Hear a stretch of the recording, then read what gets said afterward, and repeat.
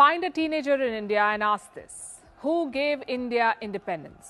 They'll probably say Mahatma Gandhi. Also ask them, how did India get independence? They'll probably say non-violence. Well, these answers are not wrong, but they're not 100% right either. India's independence was the result of many things: hundreds of characters, multiple ideologies, and of course, some rub of the green.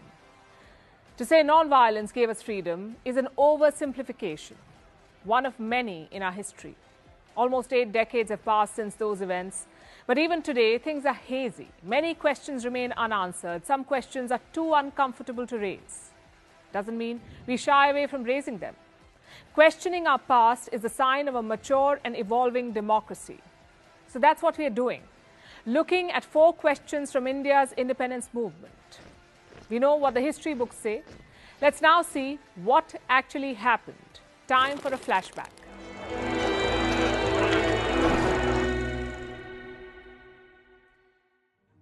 Question number 1 is probably the most divisive. What made Britain leave India? Gandhi's non-violence or Subhash Chandra Bose's army? Both men had a different strategy. Gandhi used non-violence to launch the Quit India movement in 1942.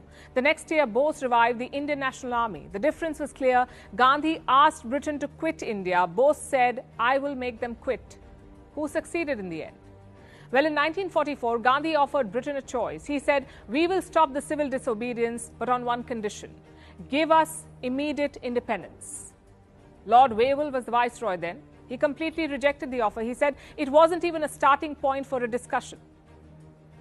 Bose, though, had more success. His Indian National Army lost the Second World War. He himself died in 1945, but what happened next galvanized India. From the late 1945, soldiers of the Indian National Army were put on trial. They had fought for Imperial Japan. Now Britain wanted revenge. It was the worst possible plan. All of India united in support of the INA soldiers. Servicemen elsewhere took inspiration from them. During the trials, a massive naval mutiny broke out in Mumbai. Almost 20,000 sailors and 78 ships were involved. Similar revolts happened in Chennai and Pune. Riots broke out in Karachi and Kolkata. The British were shaken. They could handle civil disobedience with the army. But if the army itself revolted, they were helpless. Dr. B.R. Ambedkar realized this. This is what he said in 1955. "I think the British had come to the conclusion that if they were to rule India, the only basis on which they would rule was the maintenance of the British army." Just one problem, though. The British army was devastated by 1946. They lost 384,000 soldiers in the Second World War. They were £21 billion in debt. So using British troops to hold on to India was out of the question. They neither had the manpower nor the money. So what did they do? They packed up and left. India wasn't the only country to benefit this way. Britain left Jordan in 1946, Myanmar in 1948, Ceylon or Sri Lanka in 1948, Palestine also in 1948.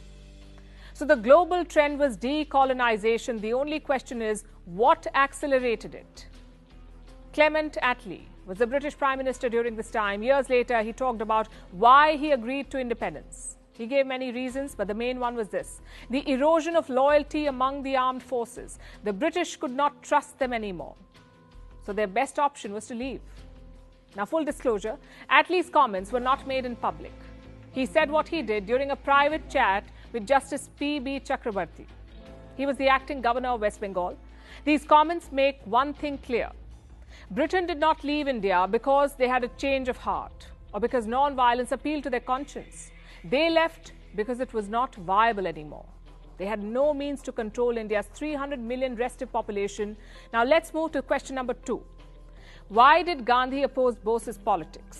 It's clear that he did. Gandhi tried to stop Bose's election as Congress president in 1939. When Bose won, Gandhi called it a personal defeat. Once again, it was ideology. Bose wanted swift independence. He feared that Gandhi would settle for something less, maybe dominion status. These differences led to a rivalry. Gandhi does not come out well in this episode. Historians have called him, quote-unquote, petty and given to machinations. Bose's radical tactics got him arrested. But in 1941, he fled British India. He began rallying for independence abroad. The idea was pretty simple. Your enemy's enemy is your friend. Using that logic, he reached out to Nazi Germany and Imperial Japan. The British were livid. They called Bose a collaborator. The next year, in 1942, the Quit India movement was declared. Bose supported it. He called it India's epic struggle. But the sentiment was never mutual. Bose set up a provisional government of free India in 1943, sort of like a government in exile. It was recognized by around 9 countries, all of them allied with Japan and Germany. Gandhi and Congress never embraced Bose's government or army, at least not during the war. Why was that? The Congress was ideologically on Britain's side. They never agreed to support the war. But they wanted to see Hitler defeated. Also, there was a power struggle within the movement. Gandhi liked Nehru more. Nehru was the starry-eyed pupil with utter devotion. Bose, on the other hand, was more rebellious. He challenged Gandhi's leadership of the party. Which politician likes that? The Congress's attitude towards Bose and the INA would change, but much later, after the war. In fact, Nehru was one of the lawyers during the INA trials. Many historians say this was a political decision. The trials had captured public imagination, so suddenly the Congress wanted a piece of it. Question number 3. How did World War II shape India's freedom struggle? We told you how it devastated Britain, but that's not all. Around 2.5 million Indians fought in the war, in Europe, in Africa, and in Asia. Once the war ended, they came home. By 1947, only 800,000 men were part of the army. The rest had been killed or demobilized. Imagine that, from 2.5 million to 800,000. We're talking about highly trained fighters here. Many of them joined self-defense units and volunteer groups. They trained their fellow Indians. But service abroad also meant one thing. These soldiers were exposed to new ideas, things like liberty, freedom, democracy. They had fought in the trenches for someone else's rights. So once back home, they began to think, what about our rights? This led to a bigger push towards independence. Even Bose's army was made up of these soldiers. Thousands of them had served in Southeast Asia. Japan defeated and jailed them. These prisoners of war became the core of the Indian National Army. And now we come to the final question. How did Jawaharlal Nehru become India's first Prime Minister? Was his election unanimous? Well, far from it. In 1946, the Congress held an internal election. It was time to choose the next president. He or she would also be India's interim Prime Minister. So the stakes were high. Gandhi's pick was clear from the beginning. He wanted Nehru to take charge. And why was that? Gandhi believed Nehru was better suited to negotiate with the British. He was a Cambridge graduate. He rattled off in English. Plus, he was better known abroad. But Nehru needed support from the party's state committees. Only then could he be elected. He had challengers too, the likes of Sardar Patel and Acharya Kripalani. Do you know what the results were?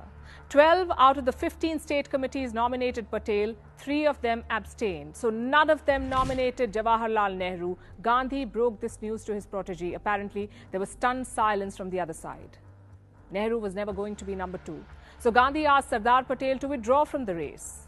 For whatever reasons he did, Patel was considered a good administrator, also a people's leader. He was very close to the grassroots. Yet, it was Nehru who became the first Prime Minister. The rest, as they say, is history, or at least one version of it. Nehru would go on to become India's longest-serving Prime Minister. Patel died in 1950. The idea behind this episode is a bit complicated, but the gist is this. History is not always about right or wrong. Historical figures are not always heroes and villains. They're humans like us, imperfect people who did what they thought was right. Did Bose and Gandhi not see eye to eye? Well, yes. But it was Bose who first called Gandhi the father of India.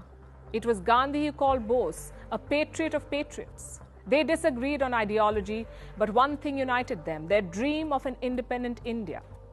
We often forget that our freedom fighters were also politicians. They were ambitious. They looked out for their career, and sometimes they sabotaged each other. It is important that we accept and embrace every part of our freedom struggle, the violent, the non-violent, and the indifferent. Gandhi turned India's freedom struggle into a people's movement. He took independence to every Indian village. At the same time, he alienated people like Bose. He worked to undermine his position in the party. We need to accept that both things are true. That is the hallmark of a mature democracy.